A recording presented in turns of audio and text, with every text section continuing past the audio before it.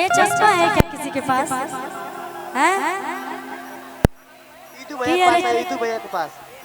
वाह, जरा ये लगा लीजिए ना मुस्कान जी। नहीं मैं आपके लिए बोल रही हूँ ना, तो फिर थोड़ा थोड़ा सा लगा लीजिए। वाह क्या बात है कि अरे चश्मा लगा के है सोम लगा तारू ए मुस्कान। मेरे लिए तो बहुत लोग बोलते हैं, लेकिन आज मैं इनके लिए बोल देती हूँ कि अरे साउथ के हीरोइन से न कम लगा तारू कि तहरे के दिलों में अबे करे जातू तो लगा तारू। एक बार आला करके बता जाता जियो आएगा भैया। हाँ कि अरे चश्मा लगा के सोम लगा तारू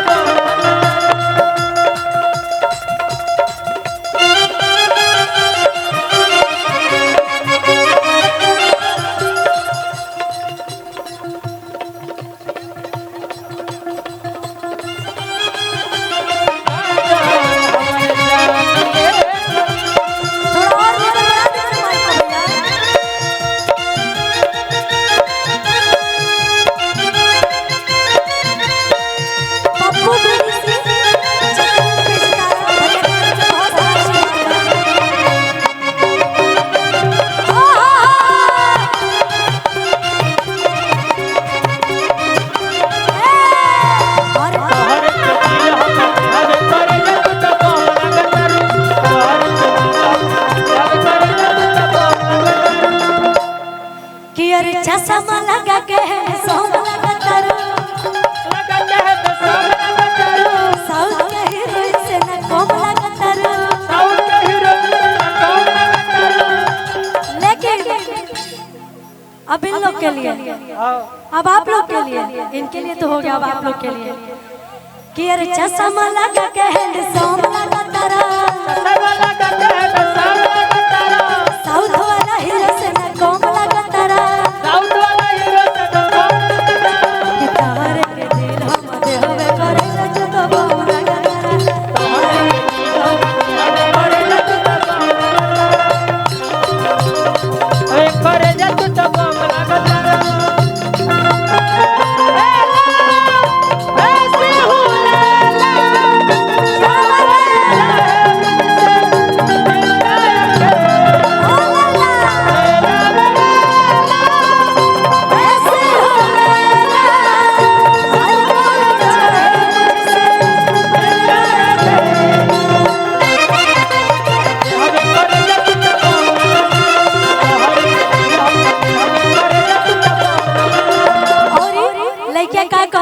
चलने दीजिएगा थोड़ा थोड़ा। हीरो धीरे धीरे हंस के रहला दिलवा में धंस के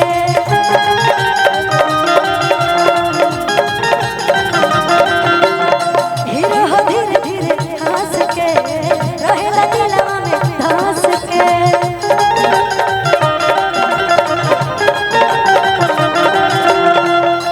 कि मुस्कान सीधे जान मरला आ जान कहे के करे जा हमार जान मरला। अरे सेठ को के दाढ़ी चमचम लगता